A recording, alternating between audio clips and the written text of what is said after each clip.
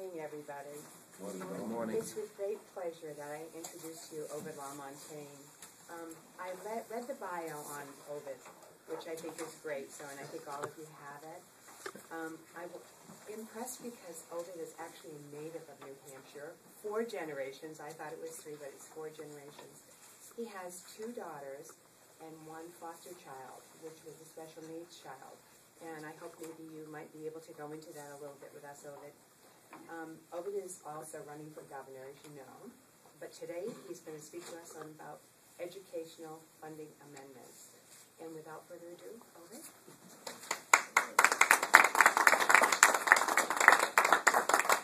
Thank you very much, and good morning. It's nice to travel this morning to the snow belt of New Hampshire. There was barely a frosting of white in Manchester, and as soon as we hit east of Exeter, all of a sudden the snow was there as if you were in the middle of the tundra. It's beautiful, and late spring or late winter storms are usually easy to manage, plus we know it won't be long before it's completely green. So thank you for coming this morning and participating in our party.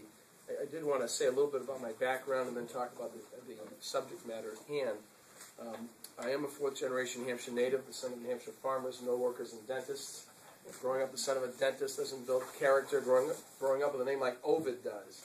It is the toughest name in politics. I made it a little tougher when last weekend I went to the Snowdeo up in Coleman State Park between Colebrook and Errol to attend the Snowdeo, which is an annual, really more of a business promotion for snowmobilers to see the new model snow machines and so forth. So my sister was kind enough. We're a family-run campaign in large part. A lot of my family members help out. So my sister made up the flyer you have in color, which thank you, Diane, for making copies of it. But it wasn't intended for a domestic audience like the one here in Rye. That was me, and that is not Photoshop. That's me on my snowmobile, taken a couple years ago up in the North Country. I was riding with a friend. Actually, the photograph was taken by Portsmouth City Attorney Bob Sullivan, and we were coming off of the trails of Lake and Bagog, and he had gotten a snow machine stuck in the trail, and twice at least. And I was finally, I was sweating in there because I just helped him dig it out, and it was deep snow and late in the season, so it was warm. And so I was sitting on my machine, and he said, "Let me take a picture of you." It was sort of a consolation for helping him out, and so he did. So that's my snowmobile shop, and you won't see that picture very often anymore. So thank you, Diane. What I've also circulated this morning, which we'll be using, is a black and white sheet, which you should have, and if you don't have a copy of it, I have some copies here. If you don't have it, you can do that and just hand it out. And I'll use this in my presentation this morning. Just again, by way of background, I am a candidate for governor. I believe I bring a wealth of experience to the office should the people of New Hampshire see fit to have me serve. And I bring experience from the business sector, from government, and from the civic and charitable sector. In terms of government, and you should know that I was started off as a high school teacher after college. I met my wife Betty in college, and she was the summa cum laude computer science field hockey all-star athlete. I was a campus geek, but so I married up, and after college when we met, we were married within a month, and then we started teaching high school. She taught math, I taught social studies. Our 3rd year of teaching, we went out to Wyoming, where my high school social studies teacher had been appointed principal in Cheyenne, Wyoming, and we went out to teach there, and ended up going to the University of Wyoming College of Law after I taught for a year, and then came back to New Hampshire in 1986, and began practicing law at Divine Wilmette Branch, where I practiced business law, litigation, commercial litigation, but also business law.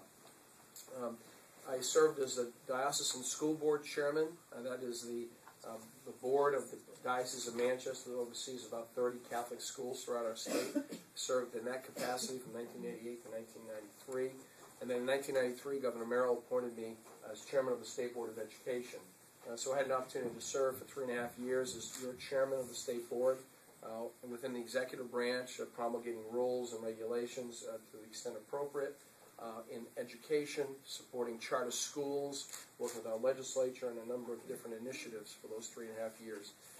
We did a lot of good things. With the charter school was the first time it was enacted in New Hampshire. So I've served in that capacity. In 1991, I served as legal counsel to the state senate. So I became involved with the legislative process.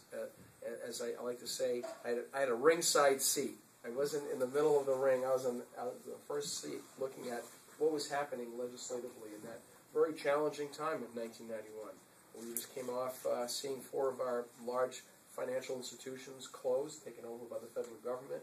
We were in the middle of a very deep recession in New Hampshire. In fact, probably deeper than the recession we've just been experiencing, and I think continue to experience here in 1991.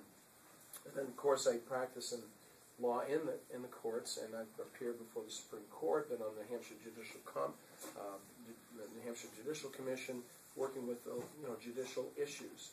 So I think there's no other candidate, really, in a lot of ways, that has served in all 3 areas of state government as I have. I've served, as I say, in business. I've not only been a business lawyer, serving as outside general counsel to a number of institutions, including Catholic Medical Center, where I served for the last 13 years, working with the hospital and dealing with a number of issues. So I know enough about health care to be, I think, effective as a governor working in that very important area for us. But also I've worked as chairman of St. Mary's Bank, our nation's first credit union, founded in Manchester, with the spirit of people helping people, not for charity, not for profit, but for service.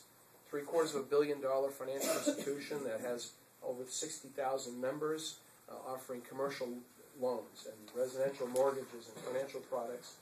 And I believe my experience there is very applicable and analogous to what you'd have in a classic community bank. And we know that small business forms the backbone of our economy, and we need to make sure we have a very viable small business lending environment here in New Hampshire. And so I bring that experience from the business perspective. And certainly New Hampshire is exceptional in that I think we have probably the most effective relationship between state and local government and our civic and charitable sector. And why do I say that? A lot of our civic organizations and charitable organizations work in tandem with government, providing services to the people of special needs, for example, and the truly needy, Easter Seals, and the Moore Center, area agencies.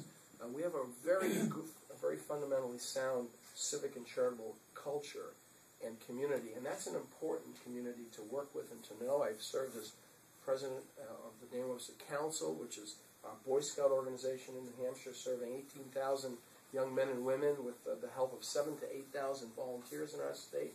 It's a great organization promoting what I think are very complementary values to those of our party. I've also served on the board of Easter Seals, worked on the Moore Center Capital Campaign, a number of civic and charitable organizations over the years. And so, I think I bring to the governor's office a kind of experience that you would expect for someone who wants to be the head of the executive branch of government, who wants to be the ambassador for New Hampshire and work effectively with a number of our sectors.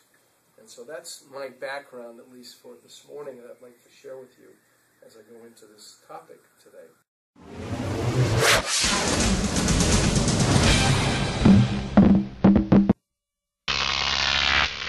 Grok TV.